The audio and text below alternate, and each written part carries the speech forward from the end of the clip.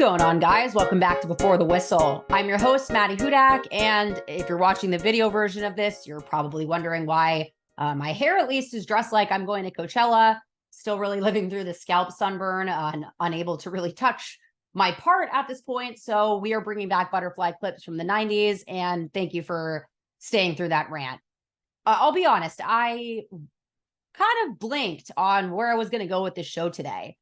It would make sense to kind of elaborate on Saints minicamp, and that was kind of my plan. But to be honest, my conversation with Mike Detillier, my guest on Friday's episode, that was such a rich discussion about, quite frankly, almost every position on the Saints, that going back to any of that right now just kind of feels like it's beating the same point.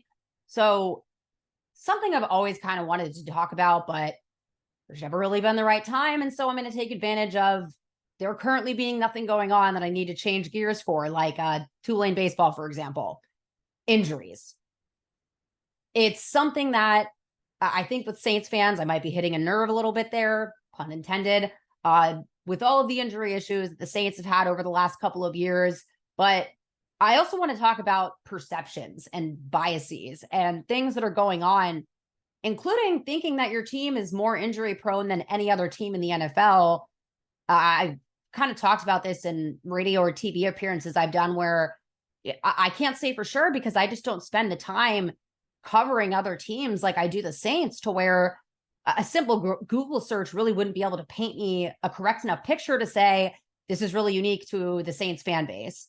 And I know that there were a lot of injuries last season, and I'm not here to have a conversation about training staffs, more so here to have a conversation about how we, as spectators of a sport, view injuries, and at what level do we get to be dehumanizing them a bit?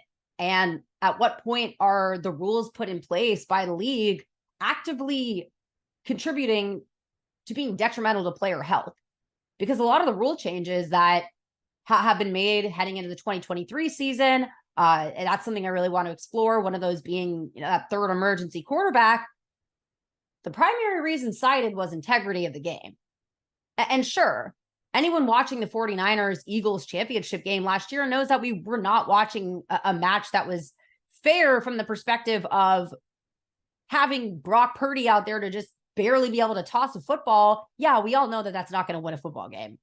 That's also something that's sometimes just life. But the reason for these rule changes should really be player safety, because I don't really think that's something that you could compare to the integrity of the game as being something that is comparable. And as much as you could say that that reason was the integrity of the game, you have to wonder how many times guys have pushed through injuries they otherwise wouldn't take the field for because there is no other quarterback to suit up. So why are some of these rules in place? And are any of them actually beneficial to players at all? But for Saints fans, just to kind of go into a more specific example, Michael Thomas is someone that comes to mind as someone that I think people might refer to as injury prone now, even though that's not really a predictive term that has any scientific backing, and was something that previously wasn't a problem for him until it was all a snowball. And if you kind of can't see how that's all connected, then hopefully this helps illuminate that, and decisions made on whether or not to rehab versus get surgery, and how a lot of injuries piling up really can kind of go back to the Occam's razor of that psychological idea of the simplest explanation is usually the best one. If you just look at the timeline of a lot of player injuries, I think they tell more of a story than whatever we as fans and media kind of try to fill in the gaps with. All right, so I'm just going to kind of start with the immediate example of Michael Thomas. I know that my audience here is primarily New Orleans fans. And if you're a college or an NFL fan, or really you're just a fan of the NFL at all, I think everyone's really familiar with Michael Thomas's injury situation as of late. And I think he's really the perfect example for this idea of perhaps perceptions of injuries or biases that we have. The idea of what an injury-riddled player or an injury-prone player really means. But also, I think he's a really great example of just looking from a primarily timeline-based perspective of the effect of the snowball effect of injuries. It really all goes back to the issues with his ankle back in 2020. Because if you look at Michael Thomas's history in college, there really was no injury flags. He wasn't one of those players like Caleb Farley who suffered injury after injury and was, a medical red flag heading into the draft. And his first several seasons in the NFL, really no indication that that's something that would happen. And so I'm just kind of curious about when we all kind of use the term injury prone, what we all think we're saying. And I don't mean that in an aggressive way. I mean that I know I've used it before, but really when you're looking at this here, what has changed in Michael Thomas's life, for lack of a better term, that all of a sudden he's injury prone when the first 6 or so years of his career from college to the pros was not something that was a debilitating problem. And I think the reason I identify so strongly with Michael Thomas in specific here is because I've suffered very similar injuries myself and really have a keen understanding of how debilitating some of those can be. And it's hard for me not to say that, I think it's gotten a lot more relaxed after all of the hoopla about the delayed surgery. But I think that there's an unignorable thing here where kind of the personality of Michael Thomas kind of bled into, I think, people's idea of how he approaches injuries to his body. And I'm just kind of here to dispel that narrative without, again, knowing any specifics about what's going on in his life. Because I think I kind of remember when everything came out about his toe. And I'm guilty of making a joke about Moody's Point from the Amanda Show, which was part of all that on Nickelodeon way back in the day. Really only because I find the outrage to be so ridiculous at this point. But I'm also trying to be more aware of kind of being responsible and not trying to make those jokes, because I do think that it ends to some injuries being trivialized. And while I don't think high ankle sprains are necessarily trivialized, I don't really think people always understand how big of a distinction there is between what I think we usually think of as ankle sprains and high ankle sprains. And that might be kind of a medical language issue, but that's also very precise for its own reason and not something I'm even qualified to get into. But everyone's rolled their ankle before when you're taking a wrong step, you've slipped off a curb wrong, you go to turn around and you just don't have your footing, and the lower portion of your ankle, usually your foot rolls underneath you and towards your body. High ankle sprains are happening at a place where your ankle's really not supposed to bend that way at all. It's higher up.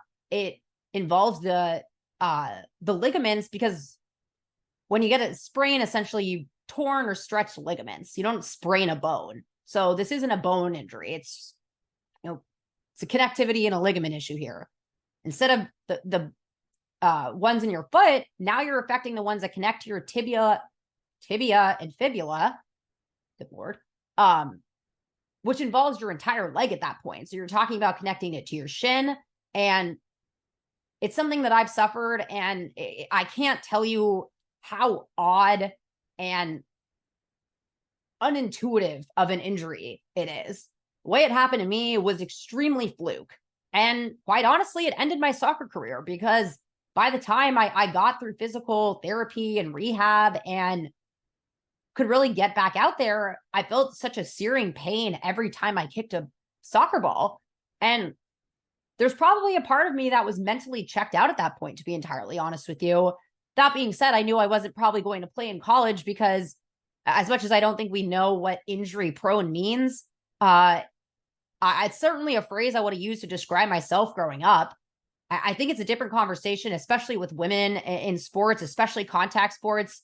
Remember, every time I went to the doctor, they would make mention of the fact that our ligaments, our joints, and our bones don't grow in concert as well as men's do through those stages. And so that doesn't surprise me. But when we think about what makes a player injury prone, it's not anything they're usually doing. Yeah, it could be a nutrition issue. It could be a bone deficiency issue. A lot of the time we're talking about quite literally health problems, but poor strength and conditioning. And when you're coming back from injury, you're doing the best you can, but there's just no way that you're going to be in proper form there. If you have, poor technique or bad biomechanics where you're performing repetitive motions like tackling and you're not doing it correctly. And actually, there's some theory of how the response to tackling in order to protect the head and neck, the unintended consequence has really been grabbing players' lower bodies and twisting them to the ground. It's not the same thing, but Devin White, horse collaring Jameis Winston, it's all kind of about pulling players back before they can get away instead of really kind of launching into them and making a tackle. And if you're pulling out a player's hips from behind and twisting them in an unnatural way, especially when they don't see it coming, you can really run into a lot of problems there. Sometimes if a player is a slower reactor to things, that's really dangerous when we're talking about a game of milliseconds. I've talked about this before and coming back from concussions and how people's spatial processing can be off. That can be a difference maker in serious injury.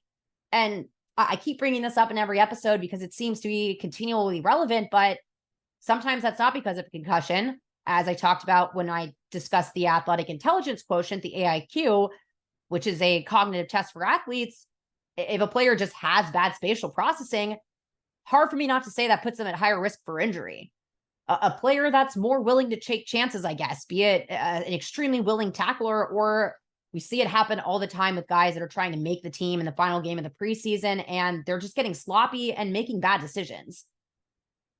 And a smaller frame. That was certainly my problem. I joke about my soccer name being Mad Dog, and that, because when I would get hit by someone, I would turn into a rabid dog in my mental. I was an undersized, scrappy player who had to play like it, and it didn't surprise me at all that I was frequently in a boot or a wrap or something of the sort. But I also was aware that I wasn't doing myself any favors. It's that, and then it's repeated injuries to the same area that can cause you to lose cartilage.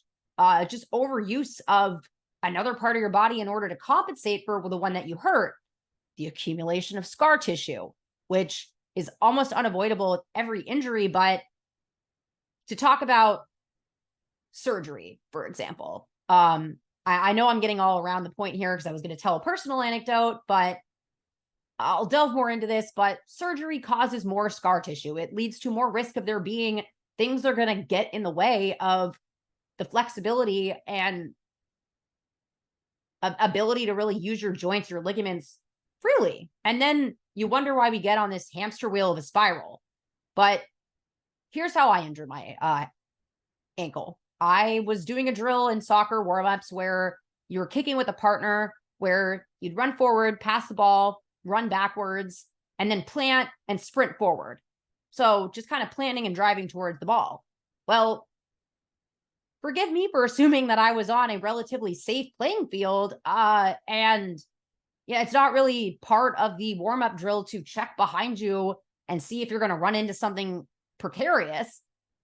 So I didn't know that there was a giant pothole behind me on this really bad field, which I hope that that's not a universal issue that still kind of continues in youth sports. I'm sure it does in certain places, but I'm running backwards, and it wasn't just that I was running backwards. It was that I was running backwards, planting that foot in the ground to drive forward and sprint. So I put all of my weight onto that promptly into a pothole. And I don't even know what happened inside the pothole. I actually saw white for the first and only time when I went down. I've heard people say that before when they get injured, that they white out. It's not like a blackout. It's that you see this flash of white. It's never happened to me since. And it took me a second. And I think your body, it takes you a second to realize that you just experienced physical trauma to it. And being an athlete, having that mentality, the first thing you do is, oh, okay, well, I can get up, so I'm just going to get up and shake it off. Because sometimes that does happen. Sometimes you just tweak your ankle or roll your foot and you just kind of got to shake it off. And sometimes it might not shake off, but you could still keep going through it. I made it through that drill, and we went over to do something involving shooting, and I went to go take a step up, and I just walked over to my coach and I was like, Adam, I think I have a high ankle sprain. I ran backwards into a pothole. I don't really know what happened, but this is like nothing that I've ever felt before. And I remember him swearing after he felt this large lump very far up my, it was on my leg at that point. It really wasn't my ankle at all. And it kind of frightens me to think that part of my body bent. I guess it's a good thing that they have the ability to do that, but it's certainly not in a natural way. And I was someone that I always had a hamstring issue. I have pulled my hamstring time and time again, and it was my right hamstring. So just to talk about, again, having repeated injuries to the same area. Yes, that can mean hurting your knee multiple times, which is really, really bad. Just the scar tissue buildup there alone, that gets to be really dangerous. But a lot of the time, it's the same side of your body on your lower leg because everything is connected to each other in your body. And so it's not a coincidence to me that the hamstring I kept pulling was on my right side, that the bursitis I developed in my hip was on my right side, and that I had plantar fasciitis on the tendon running underneath my right foot. So was it a chicken or an egg thing? Was my ankle just kind of a ticking time bomb? Or were these things that all kind of happened in concert and I just really wasn't paying attention to them because they just didn't seem that bad at the time? It's hard for me to say, but all of a sudden it felt like this insurmountable mountaintop when I was someone that was really mentally strong and unfazed by injury. Here's the compounding problem. I proceeded to play mostly the entire season after sustaining that high ankle sprain because we were down girls and I was a leader on the team and I was a competitor to a fault. To a fault. Because I ultimately ended taking myself out of the game that I loved, even though I knew I wasn't going to play it professionally. But it felt like I didn't leave. I left the game on my own terms the best way that I could, but it was just this very abrupt, stupid injury. And the first game that next week, I remember thinking, I don't know what I'm doing getting ready to go out there, but I'm not, again, there's no I was playing competitive youth soccer at that point, or teen soccer. Probably a better phrase for it, but there's no injury committee that's overlooking these things and no resources. It's not like you have a team doctor or anything. And so you go to your own doctor, your doctor recommends whatever. Your coach isn't going to hear that.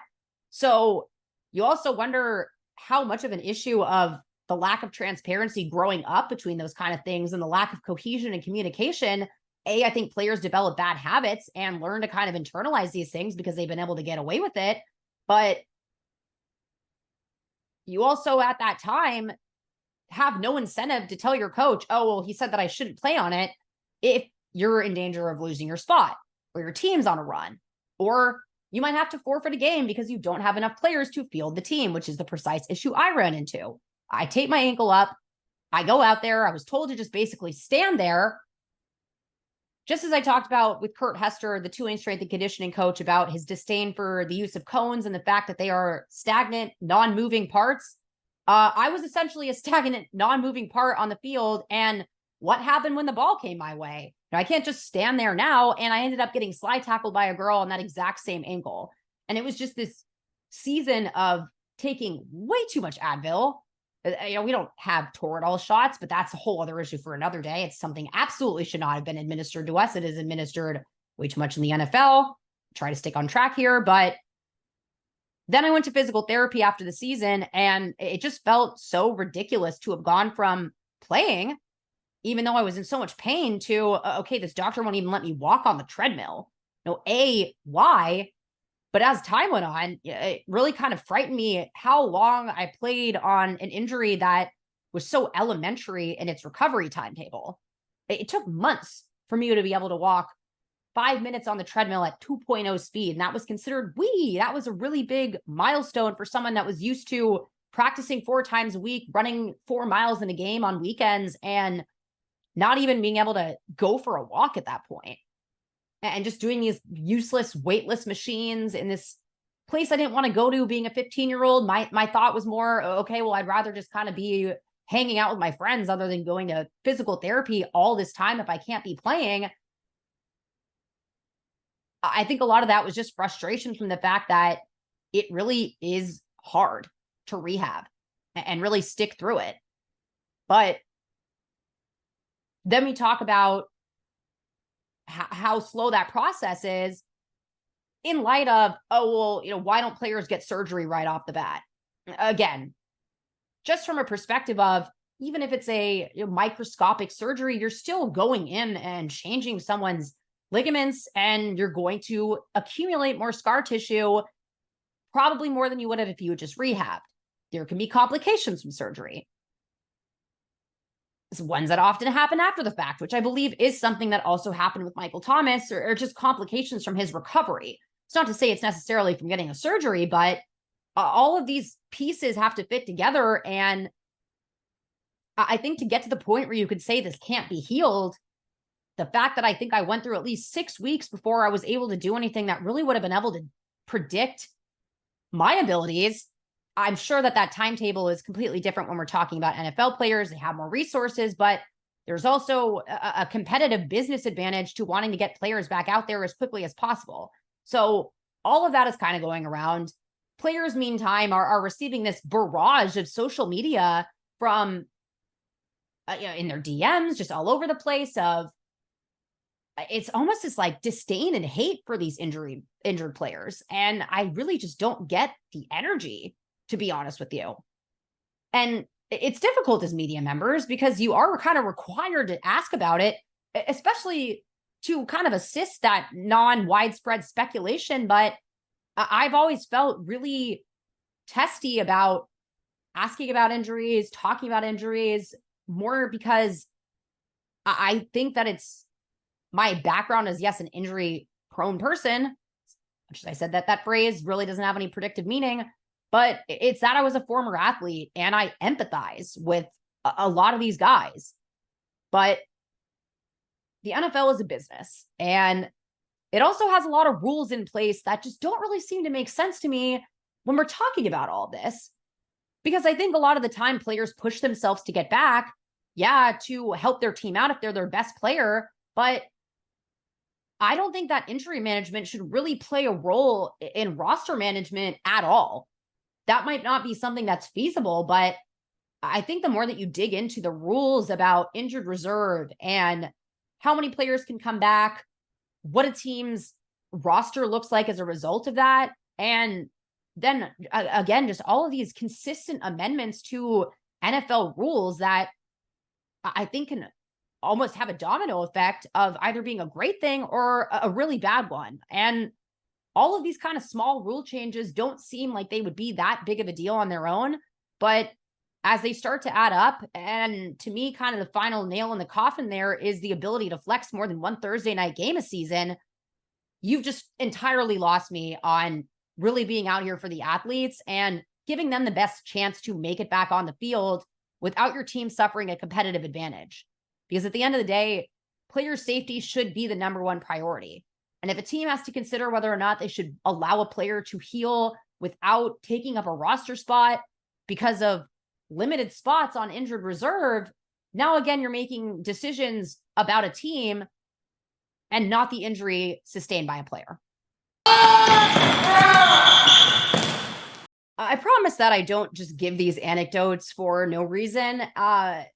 It's to humanize situations, but I really see a lot of parallels and things that I dealt with the issues that I'm trying to talk about. And one of those really being that it's a really hard mental switch after, even if you're not barely able to play at all, the fact that I finished out a season with a complete bum ankle, my prowess on the playing field aside, to then go see a physical therapist and assume that you're already going to be kind of in that jogging or walking category and get placed back in learning quite literally how to walk, learning how to do everything before you even start to walk, before you even start to jog and think about running. It was a bunch of repetitive short sessions of using basically weightless machines in this room and then having to put some tingly thing on the bottom of my foot that I really didn't enjoy. But I just kept thinking, how is this possible after I was able to play all of this soccer with this ankle?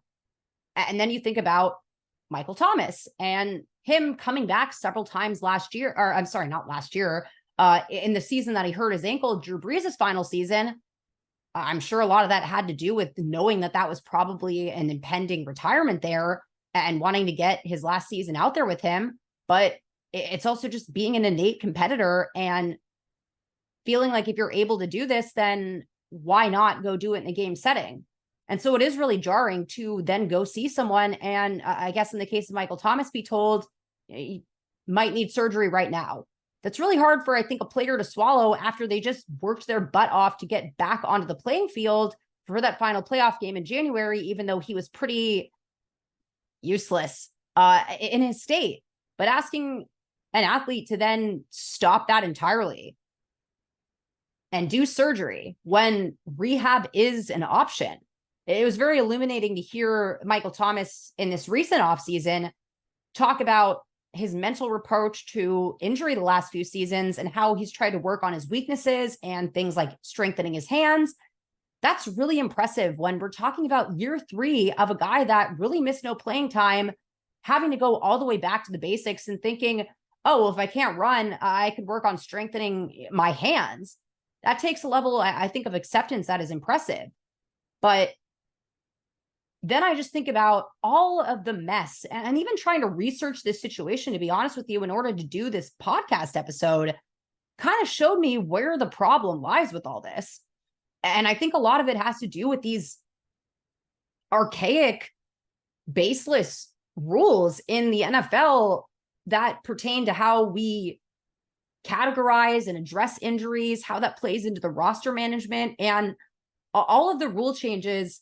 The oddly positive thing to me about the pandemic was you can see it in regular life, where this whole shift to remote work and all of these companies who had previously said that their company, that the line of work they do was something that was completely enabled to do via remote work. And I think, while a lot of people didn't necessarily buy that, what else were you supposed to say? No, I don't agree with you. Revolutionize the workplace without some catastrophic life event happening. It's sad that that's a joke that I'm making, but I think it really made everyone stop and pause. You see it happen in college, where they got an extra year of eligibility, but the transfer portal rules also loosened up. Even if it's subconscious, I think once all of the rules get stripped back and you see that the game can still go on as planned, then you kind of think about, okay, well, how can we improve our process? And unfortunately, it's hard for me to say what the driving factor is behind all of these rule changes every single offseason, but I don't see how any of them really have to do with player safety. IR being a huge one of them, as weird as that sounds. But just thinking about the fact that the shortened preseason, all the restrictions that are put on the offseason, then you shorten the preseason. And I think you're still kind of experiencing an effect of losing all of that offseason training from the 2020 season. It was basically a lost offseason of really crucial time getting that conditioning work done. And it might not be something you think you need to address as a start over point the next season, but maybe that's something teams did. But you get a shortened preseason, and then all of a sudden you get a lot more injuries in weeks 1 through 4. And it shouldn't be that surprising kind of what's going on here. But then you just look at all of the other rules that the NFL puts in place, and the fact that they added an extra week into the regular season. What were players asking for? An extra bye week before they added the extra game in the season. And to be on, I think it's year 3 now of having that extra game, not having an added bye week. Why? Quite literally, why? You'd think the NFL would want to stretch out a season as much as they could get. I understand they have their timeline of the Super Bowl and whatnot, but we have seen that these last few seasons how COVID and the lasting effects of it have kind of a snowball effect. And I think showed a lot of those weak points of, okay, well, what happens to competition once everyone on your team can't get on the field? How do we deal with injured reserve when it's an illness type situation? How does that affect the fact that they couldn't play several games? I think it was the Steelers had to play. They got the short end of whatever the COVID stick was. And for there being this built-in week of flexibility that allegedly was supposed to be used in these situations, we then saw when they had an opportunity with the Damar Hamlin situation with the Buffalo Bills to say, okay, this game deserves to be played let's just use the extra week we have rather than act like this game doesn't count. I don't remember what the ultimate solution ended up being, but the fact that the simplest explanation of this built-in extra week wasn't utilized, it shouldn't be surprising. But if you needed any further indication that the NFL just doesn't care about player safety, really the integrity of the game, and care more so about their bottom line, that was the week of the Pro Bowl in Vegas and all of the advertising that goes on there. And then they have to cut into their Super Bowl ad time. So that's kind of what we're working backwards from here. But then you think of the fact that they also added on this new abroad schedule where they're expanding now to Germany, and teams have to play, one game in one of these abroad countries. Why are we doing that? We already have to deal with teams that travel from the East Coast to the West Coast, dealing with time change, dealing with their bodies being off, dealing with climate change that comes from those kind of things. We're going to add on, and it's a completely different situation now if you're talking about a team from the West Coast versus the East Coast playing in somewhere like England. When I spent a summer in London, when I was in college, I left from California. So that was something like an 11-hour flight because I had to go all the way across this country before I got to going over the pond in the first place. It's a lot different flight from New Orleans, and especially from somewhere like New York or up there. So is that something that's being taken into account? I doubt it. We shouldn't put a West Coast and an East Coast team up against each other because there's an additional 3-hour time difference there. But that, to me, should be the first thing that they're looking at, because if you have players that are not sleeping, that their schedule is all off, they're lethargic, they have no idea what time of day it is, again, to expect that doesn't affect their playing ability and therefore make playing more dangerous is just ridiculous. The Tulane players that all went to Australia for a couple weeks with this abroad program. I remember, again, talking with Kurt Hester and him saying that there were guys that still have no idea what time of day it is. And that was something like a week after they got back. And I've heard that some guys are still kind of struggling getting reacclimated. It's not something to sneeze at to completely change flying somewhere and it's a different day and there being something like an 8 to an 11-hour time difference. Why are we doing this to these guys? And again, no extra bye week, yet we're doing all of this. That to me is the simplest solution.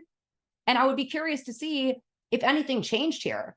Because I think, again, when I said before, where these incremental rule changes just build up on top of one another, this is what I'm talking about, where you add on the extra game, you don't give them an extra bye week, then you shorten the preseason after COVID.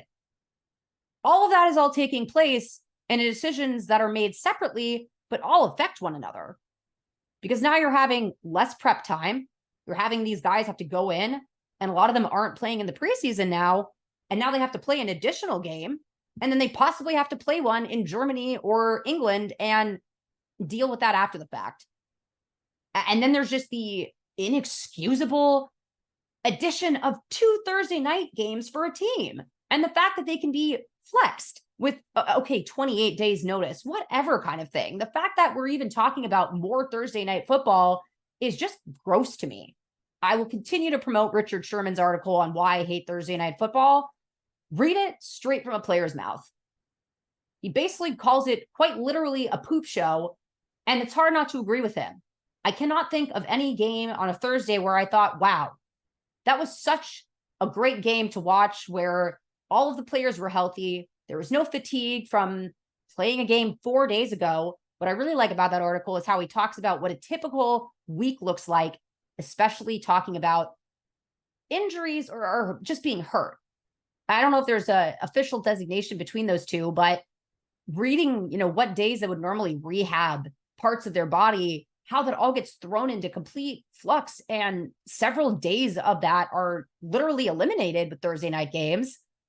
And then you're talking about adding another one onto a team schedule that they don't see coming until a month prior. I just, for all these changes, again, the fair catch rule, it says that it's being made to change as a change for the primary reason cited as player safety. And then you look at the rule change for the emergency quarterback. that they added this offseason.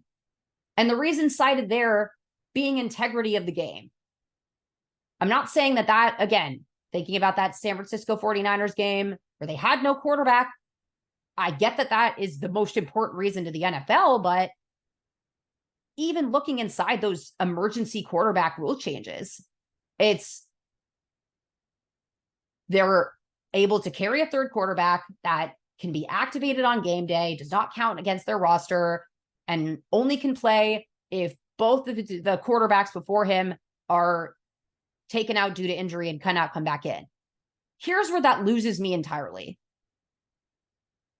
The rules then state that if one of those two quarterbacks is cleared to play, you have to take the third quarterback out and put that other guy in. It's not a discretion. There's no spectrum. It's if they are cleared by the medical staff, they are required to go back in the game. Let's talk about the integrity of the game there from that perspective. I mean, what is that emergency quarterback even supposed to prepare for? Oh, I'm going to go in and do a few series and then come out. And don't worry, they're eligible to return if the situation re-arises. But, what are we doing here? And again, you're running into the problem of, sure, someone can be medically cleared to play. Does that mean that they should go back in the game? What if a team sees a player that is on the cusp there? Technically, they're medically cleared to play, but maybe there's a risk of aggravating it if they go back in. Maybe it's just a pain management thing, but that also might affect their ability to play. And what if the quarterback in is doing well? If you're going to allow teams to carry this guy in and activate him, it shouldn't be like he's this play dummy that is subject to other people's evaluations and to be pulled out with no warning. What quarterback, again, I just don't understand how you prepare for that start and stop type thing where we talk about how impressive it is for guys to come off the bench and do it that one time. You're going to have them do it again?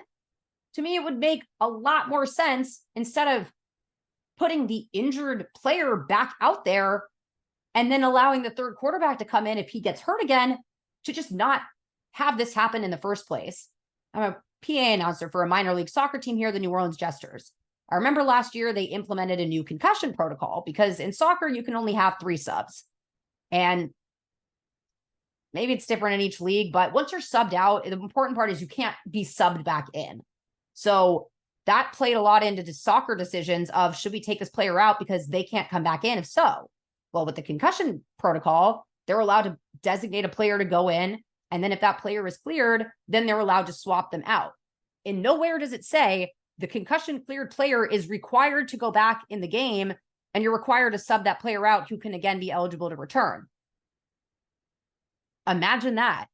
It's just the more you dig into these rules, and I'll try not to keep going on too long of a tangent here, but they just don't seem to make any medical or, player health sense to, yes, someone that is not a medical expert, but someone that's been injured and can read between the lines here. And to me, it really is the worst of the worst with the injured reserve list in those archaic rules.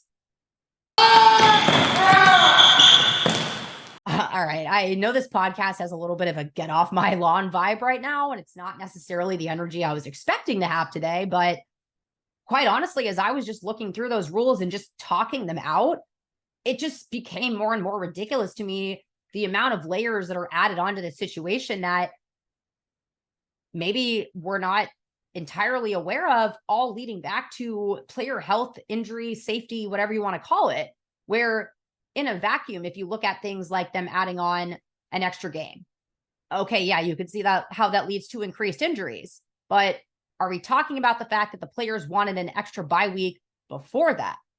Are we talking about the fact that the players wanted no Thursday night games before that? And now they can play 2 a season and get 3 weeks of notice that they're going to have a shortened week 1 week. And again, to act like every team receiving that news in the middle of the season isn't going to be affected by that, because you have to look weeks in advance when you're planning. And okay, well, now we know we have a shorter week coming up. How does that kind of apply to our injured guys? That's just not something to me that teams should be having to deal with during the season at all. But what really sticks out to me is a lot of these rules came as a result of the pandemic, having to relax things as a result of that, and then kind of trying to get back to the basics. And to be honest with you, I think if you really had the ability to dig deep on that extra game being added, the expansion into Europe, and looking at how much the pandemic cost the NFL in dollars, there's something here for me.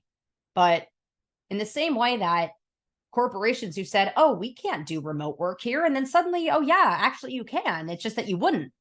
And a lot of people weren't willing to compromise on that once the things were relaxed. We saw the NFL relax their injured reserve rules entirely during the pandemic. And yes, we have gotten a long way away from where IR meant you were out for the entire season. And then, from 2012 onward, that you could return one player back from IR. And I would love to know what the selection process for that was. But now you have this limit of 8 slots that a player can return to during that season from the injured reserve list.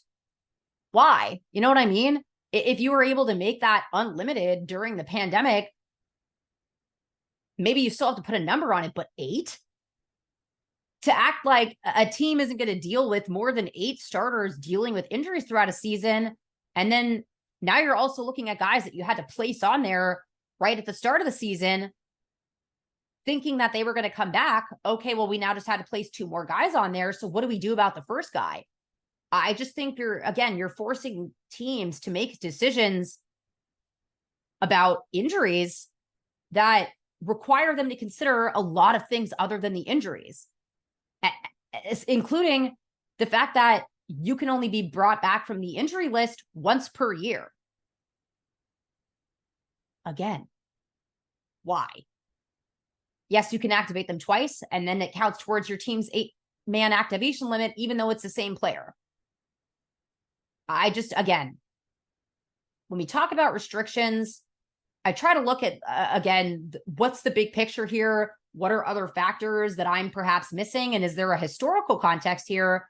But I'll be honest, I just think the pandemic blew that all up. And when you think about someone like Michael Thomas and all the injured reserve designations and stuff he's dealt with over the last few seasons, where, again, if you decide to put him back on there, a player of Michael Thomas's caliber healthy, I don't think you make a decision about one way or the other. It's not a question kind of thing. But what if it's your best player, but you're unsure at this point if they're still going to be experiencing residual effects from that injury? Do you use that on them again? To me, it's simple. If it's the same player, it's one designation. And if they go back on there, they still have to miss 4 games again. So if someone's on there and you put them on there again, they've almost missed half the season at that point. So they're only really affecting your season at a limited degree. Why limit that more? I think a lot of people, when they have these episodes, I guess, where you talk about, here is a problem I have with the NFL and how they address injuries, that you have a solution at the end.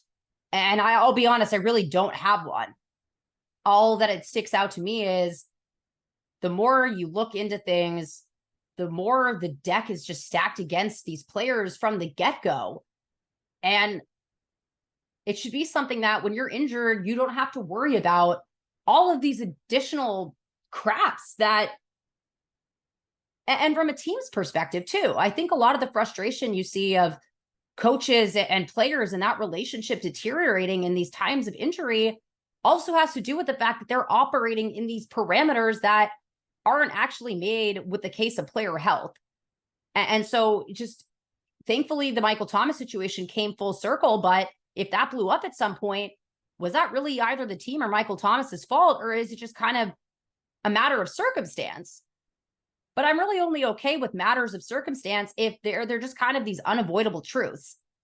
And to me, all of this seems not avoidable, but that if we were really, again, trying to promote the integrity of the game, to me, that's being able to put your best players out on the field, keep them healthy, and not have to worry about all these limits and designations and everything in the middle.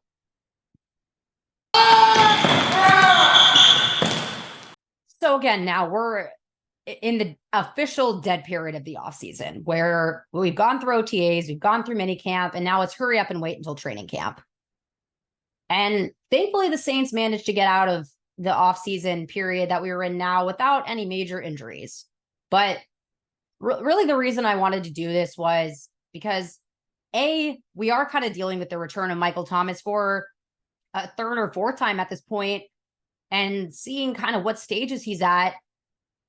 It's hard to really talk about these players at this point in any type of analysis without it immediately turning into, okay, well, is he just kind of, what are we even talking about here? He's done this, that, and the other. Anyone that's seen Michael Thomas in practice or in a game knows that he is anything far from done.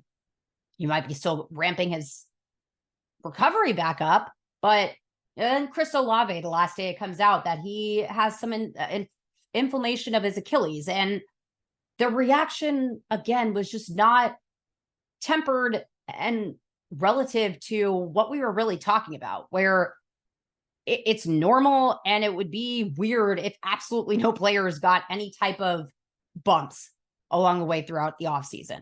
Now, if 6 players went down with ACL injuries and they were all practicing on turf, then you might have a correlative factor here that you could point to and say that there's something going on or mismanaged here. But it's something that teams are going to perennially deal with. And to me, it's the most important factor in a team winning a Super Bowl or not, is the health of their team. And it would just be really curious to me how much IR rules may have affected competitiveness over the last few seasons. But as we head into the Saints training camp season in a month's time from now, I'm assuming that there are going to be players that show up that were injured that we didn't know were or had been fine in the offseason. And I'm just trying to temper the reaction before it gets started. And if something happens to Michael Thomas again, sure, it could be connected to the injuries he's experiencing now, or it could have nothing to do with that at all. But that doesn't take away from the fact that he is at X point in his recovery as an injured player. And to me, I'm just kind of at this mental point of giving players space to do their healing. And we could talk about their ability to play once they get back on the field. And if it's a contract situation, well, then there are points in the offseason to talk about that. But I hope this helps everyone just kind of take a step back from injuries. We're never going to have all the information, ever. And you're lucky if you're not getting this spin of a PR that also applies to teams around the league getting information about your injuries. It's not just for the fans. It's a strategy game. It's a game of keeping your cards close to your chest in this age of everything being out in the open with social media. And yeah, sometimes coaches give you coach speak, but sometimes they just don't have a better update. And what are they supposed to say at that point other than get frustrated? And I think a lot of the time we hear frustrations in people's voices and we connect lines that aren't really there, where I think maybe not in the exact moment that you're having a dissent with a player about their injury, but I think if you asked a ton of coaches in hindsight, a lot of their gripes would probably come down to the fact of everything else around the fact that that player is injured. All of the guidelines and protocols and rules and designations they have to follow, and that complicating that relationship between a coach and a player. So again, as someone that can quite literally pull 6 wrist braces out of my room to show you for a fun show and tell here, please take it from me how debilitating lower leg injuries can be to your body, how something like a high ankle sprain doesn't really depict how debilitating of an injury that is. And the fact that the NFL rule changes year by year are likely contributing to this snowball effect. So I'll finish this rant up on Before the Whistle. I'm not sure where I'll be going with the show for the next month, but looking at kind of what I would think a team would be doing during this part of the off season, because the year really never ends for them. Yeah, they have their 1 week vacations here and there, but the show has to keep going, and I will have more for you and a guest on this Friday.